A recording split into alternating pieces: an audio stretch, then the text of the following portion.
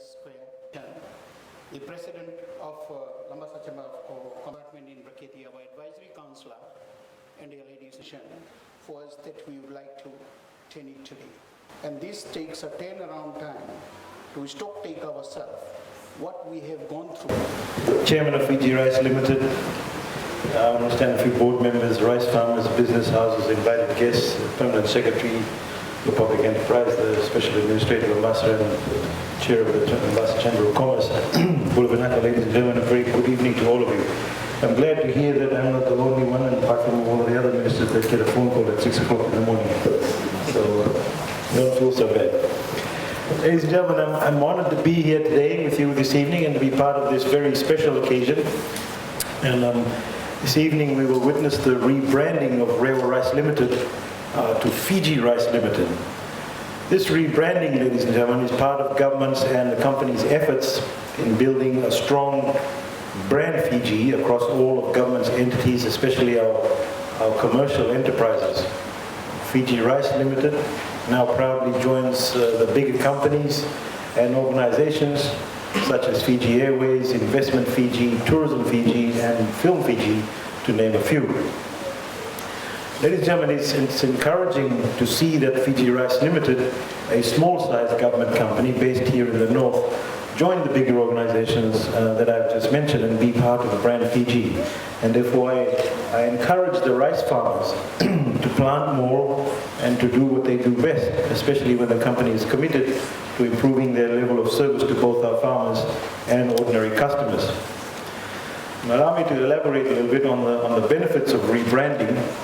The new brand reflects a new vision for the company, and this new brand will confidently position the company amongst its competitors and at the same time enable Fijians to get their hands on new products that provides a wide range of choices. And perhaps the biggest advantage in refreshing the look and the feel of a brand is the ability to reach new customers both locally and internationally. And ultimately these benefits of rebranding will help make the company more profitable. With regards to Fiji Rice Industry's plan, the rice industry remains an important source of livelihood in Fiji and has been cultivated in the country for many decades. And prior to the mid-1980s, Fiji was 75% self-sufficient in producing rice. However, production trends steadily decreasing as a result of deregulation, expiry of land leases, very important issue, and a lack of interest by farmers, and a lack of interest by the younger generation. In fact, farmers are actually leaving the industry. Natural disasters, as you all know, is also a part of all of that, and changing weather patterns. However, ladies and gentlemen, there are plans to reform and help and revitalize the rice industry as outlined in the Ministry of Agriculture's 2020 policy agenda and the Green Growth Framework launched in 2014 to enhance food security and reduce our imports.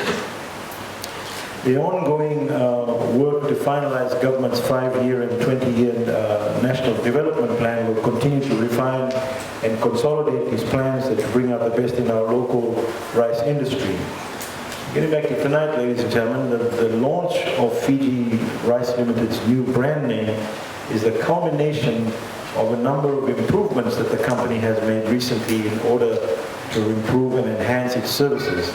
With a premium price for rice paddy, Fiji Rice purchases paddy at a government subsidized price of $650 to $750 per ton, which is over and above the market rate of $550 per ton. And furthermore, in supporting our farmers, government has provided an estimated $2.4 million since 2011 for the purchase of paddy.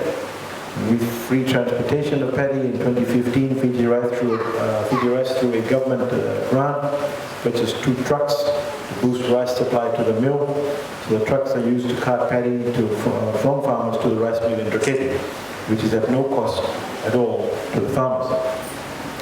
With the instant payment services, I've been informed that the rice farmers are paid soon after submitting their paddy slips to the head office in Labasa, and this is an extremely important exercise for the company as it recognizes farmers' efforts in ensuring that there is continuous paddy supply to the mill.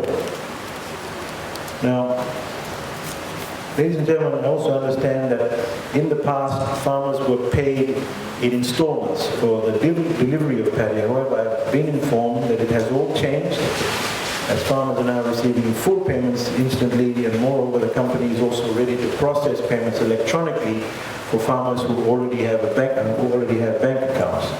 A new electric dryer, as mentioned earlier, has been installed at the Briquetti mill last year, and another 4 will be installed later this year.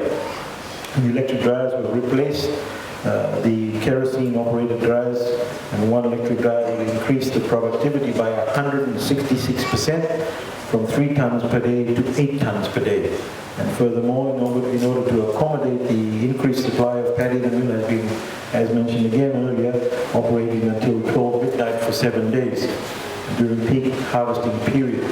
This initiative, ladies and gentlemen, addresses storage problems faced by farmers, as they can now bring to the mill the volume of paddy that they actually harvest. And we have seen real and positive impacts on the ground, which are also encouraging. And the numbers of farmers that supply to Fiji Rice has increased by 63%, from 170 in 2013 to 278 in 2016. Therefore, must at this time also acknowledge and thank the farmers who are present here today with us, and those that obviously couldn't make it. Big thank you to them. And Fiji Rice was able to, because of them, Fiji Rice was able to double its production from 331 tons in 2009 to 955 tons in 2016.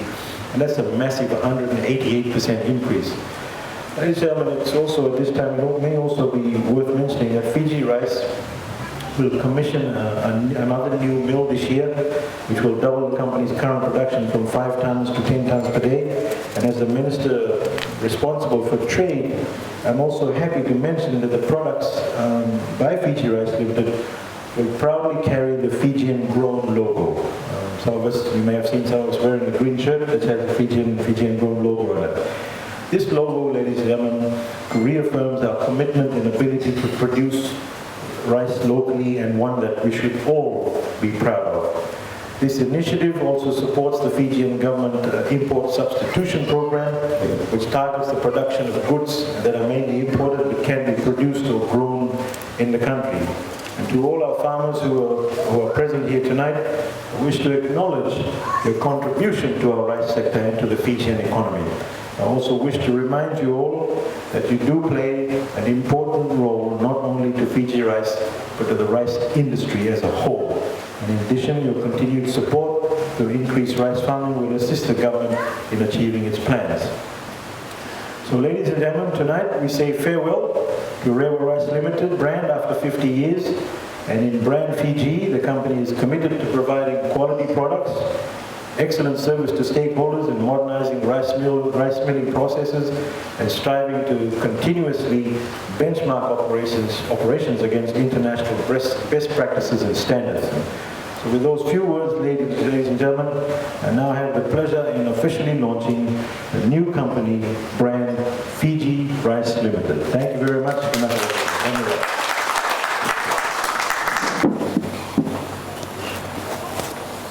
Ladies and gentlemen, presenting the new company name Fiji Rice Limited and the logo.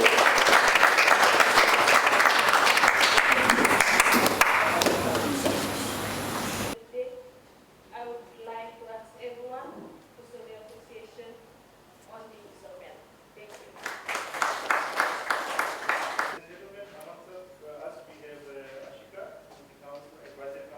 I would like to thank the government of the day for helping the farmers, like in item of the machine.